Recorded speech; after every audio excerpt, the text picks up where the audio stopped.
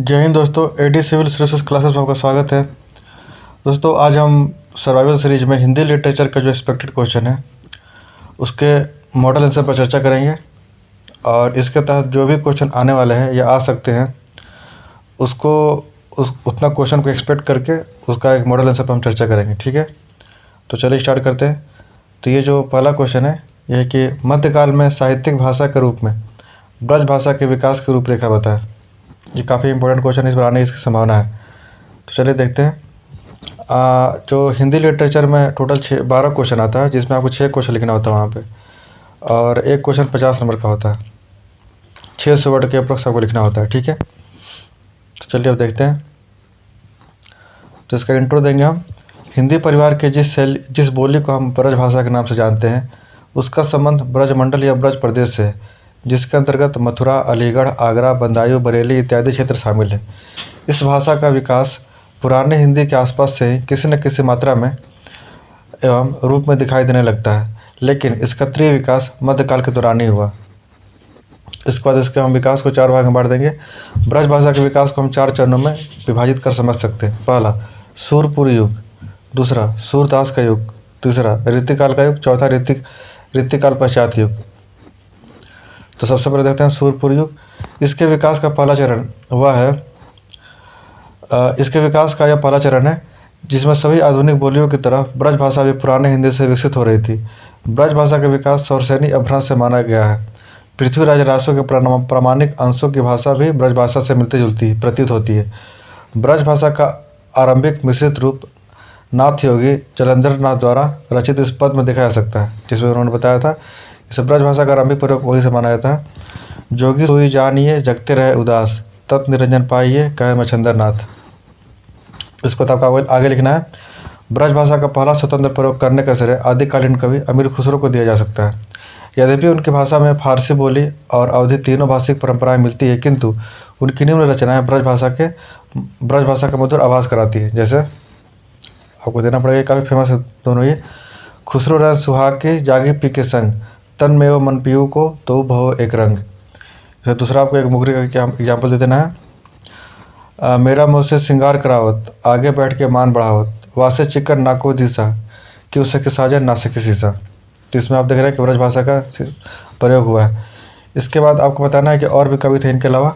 इन सब के अलावा सिख के पहले गुरु नानक देव से लेकर 5वें गुरु अर्जुन देव तक सभी ने ब्रज भाषा के अलग अलग शैलियों का प्रयोग किया है।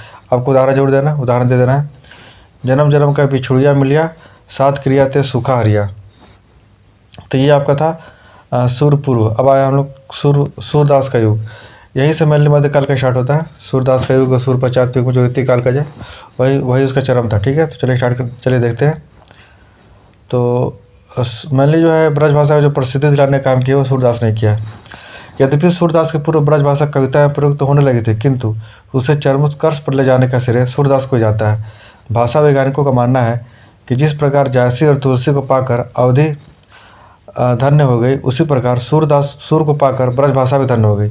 सूर ने ब्रज भाषा में लगभग 1.25 लाख पद की रचना की है। सूर की भाषा सिर्फ आरंभिकता की दृष्टि से महत्वपूर्ण नहीं है, बल्कि गुणवत्ता की दृष्टि से भी इतनी सफल है कि आचार्य शुक्ल को कहना पड़ा। यहाँ पर आचार्य शुक्ल का आपको कोड कर देना है, इससे आपको वैल्यू एडिशन हो जाएगा। ठीक है, तो यहाँ पर देख सकते हैं इनकी रचना इतनी प्रगल्भ और कलापूर्ण है कि आगे आने वाले कवियों के श्रृंगार और वात्सल्य की उक्तियाँ सुर की जूठी से जान पड़ती है। इसके बाद आपको आगे बता रहा है कि आपको आगे बताना है कि आचार्य शुक्ल के अनुसार सूर्य ने ब्रज भाषा का प्रयोग 3 शैलियों में किया है: तत्समी शैली, मुहावरे लोकोक्ति की शैली और वाक्वजता की शैली। इसमें वाग्वजता की ब्रज भाषा को एक नया तेवर प्रदान किया। उदाहरण देना आपको कि निर्गुण कौन देश को बासी, मधुकर हंसी समझाए, सौ देव बूझती साच न हंसी, को है जनक जननी को कदिचत, कौन नाही को दासी।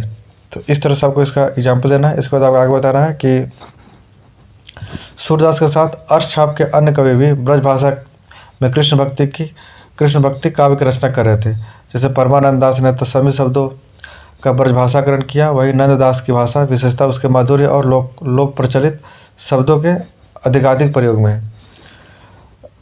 इनके बारे में पूरा डिटेल है, पर ज़्यादा लंबा लिखना नहीं है क्योंकि क्वेश्चन बहुत लंबा हो जाएगा, ठीक है। इसी में पूरा आपका वर्ड निकल जाएगा, तो इसीलिए जितना हो सके शॉर्ट में करके चारों को बताते हुए निकलना आपको।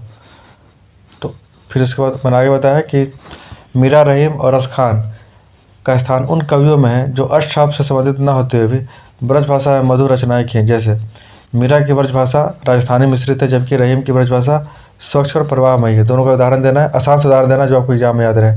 जैसे ये काफ़ी फेमस है कि पग घुंघरू बांध मीरा नाची रे, मैं तो अपने नारायण की आपा ही हो गई दासी रे, लोग कहे मीरा भवी बावरी, न्यात कहे कुलनासी रे। इसका ये भी फेमस होगा रहीमन का ये दोहा है कि रहीमन पानी राखिए बिन पानी सब सून, पानी बिनु ना उबरे मोती मानुसून। तो आपको एग्जाम्पल देना है। इसके बाद आपको रीतिकाल में आ जाना सीधे। आपको यहाँ पर हेडिंग देकर रीतिकाल में ब्रज भाषा। रीतिकाल ब्रज भाषा का चरम काल था। इस काल में ब्रज भाषा काव्य भाषा का एक विकल्प नहीं बल्कि एकमात्र भाषा के रूप में स्थापित हो गई थी तथा अपनी व्यापकता को धारण की। इसी बात का संकेत करते हुए कई बार भिखारी दास लिखते हैं, उदाहरण जरूर देना आपको, कि ब्रज भाषा हेत ब्रजभाषी न अनुमानो, ऐसे ऐसे कविन हैं बाकी है जो जानिए। ठीक है, तो इस तरह बताना आपको, क्योंकि ब्रज जो रीतिकाल था इसमें भक्ति का आवरण हट चुका था और पूरी तरह से सौंदर्य का आवरण आ चुका था, और उस समय जो कवि थे उन्होंने इसको चरम पर पहुंचाया था। तो वही मैंने आगे लिखा कि इस काल में ब्रज भाषा सौंदर्य एवं श्रृंगार के विषयों का प्रतीक बन गई थी। रीतिकाल में भक्ति का आवरण हट गया एवं श्रृंगार पक्ष चरमोत्कर्ष पहुँच गया। जब तक सूरदास थे तब तक थोड़ा बहुत भक्ति का आवरण था, लेकिन उनके बाद का जो काल था रीतिकाल, उसमें मैंने श्रृंगार पक्ष प्रधान हो गया था। तो बताना है, फिर आपको बताना है कि इस भाषा शैली के सबसे सफलतम प्रयोक्ता बिहारी लाल हैं, जिनकी प्रशंसा जॉर्ज ग्रेसन ने भी खुले कंठ से किया है। फिर आपको बताना, उनका एग्जाम्पल देना है कि बिहारी की चमत्कारिक शैली का एक उदाहरण यहाँ उद्धृत किया जा सकता है। ये काफ़ी फेमस है, ये आप डाल सकते हैं। कहत नटत रिझत खिजत मिलत खिलत लजियात, भरे भवन में करत है नैननु हिंसो बात। आपको वहाँ पर याद करके लिखना पड़ेगा ये, ठीक है। इसके साथ रीति मुक्त कवियों में धनानंद की शैली ब्रज भाषा को सहज शिल्प एवं संवेदना की गहराई तक पहुँचाती है। उदाहरण, यह कैसो सहयोग न सूझी पड़े, जो वियोग न क्यों हो बिछोतु है। तो ये आपको डालना पड़ेगा। इसके बाद आगे देखते हैं रीतिकाल पश्चात ब्रज भाषा का विकास। कुछ विद्वान रीतिकाल के बाद लगभग समाप्त हो गया था। जो आधुनिक युग का जब परिवेश हुआ छायावाद का, तो उस वक्त तक जो ये ब्रज भाषा था कुछ सीमित कवियों तक ही रह गया था, या अपने क्षेत्र तक वो केवल प्रचलित था। ठीक है, तो वही बताना है कि इसका लगभग अंत था, काव्य भाषा क्षेत्र में इसका अंत था। ठीक है, तो वही बताना है इसको यहाँ पे कि कुछ विद्वान रीतिकाल की समाप्ति के साथ ही ब्रज भाषा की समाप्ति को स्वीकार कर लेते हैं, जबकि वास्तविकता यह है कि 19वीं शताब्दी के अंत तक काव्य रचना में ब्रज भाषा का वर्चस्व बना रहा। इस समय के कवि प्रायः गद्य के लिए खड़ी बोली का प्रयोग करते थे, जबकि कविता के लिए ब्रज भाषा का 19वीं शताब्दी के अंत तक चला था। ये 20वीं शताब्दी के प्रारंभ तक खत्म हो गया था। 1918 के बाद जो छायावाद की शुरुआत होता है, तो वहाँ पर इसकी प्रधानता खत्म हो जाती है। वही मैंने आगे लिखा है, जब तक 19वीं शताब्दी का अंत तक भरतेंदु युग था, तो उस समय तक इसका यूज हुआ था। वो आपको एग्जाम्पल देना है। भारतेंदु द्वारा भारत दुर्दशा नाटक में रचित गीत के उदाहरण ब्रज भाषा की उपस्थिति को इसको समझा सकता है। जैसे रोहू सब मिली के आवहु भारत भाई, हा हा भारत दुर्दशा न देखी जाए। आपको यहाँ पर डालना पड़ेगा ये। इसके बाद आगे देना है वही जो इसका अंत है। 20वीं शताब्दी के आरंभ एवं छायावाद के आगमन के साथ ब्रज भाषा अंतिम रूप से काव्य भाषा के पद से उतर गई थी। काव्य भाषा के पद से उतरी थी, आम बोलचाल में अपने क्षेत्र में प्रचलित था वो। फिर आपको एक अच्छा सा निष्कर्ष देना है। अतः हम कह सकते हैं कि ब्रज भाषा का विकास पुराने हिंदी से प्रारंभ होते हुए भक्ति काल एवं रीतिकाल में अलग अलग क्षेत्र में चरमोत्कर्ष पर पहुंची है, एवं 20वीं शताब्दी तक आते आते काव्य भाषा के तौर पर इसका स्थान गौण हो जाता है तथा ब्रजमंडल के कुछ कवियों तक सीमित हो गई। इस प्रकार इतने बड़े परिवर्तनों से भरा हुआ इतिहास कम ही भाषाओं का होता है, और इस क्षेत्र में ब्रज भाषा का अद्वितीय स्थान है।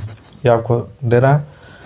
तो इस तरह से इसको आप लिख सकते हैं, और कोशिश करना है कि टू द पॉइंट लिखिए, और जो इसमें छंद है और दोहा है उसको आपको डालना पड़ेगा एग्जाम के साथ, तभी आपको नंबर मिलेगा। ठीक है फ्रेंड, तो आज के लेक्चर में इतना ही। धन्यवाद।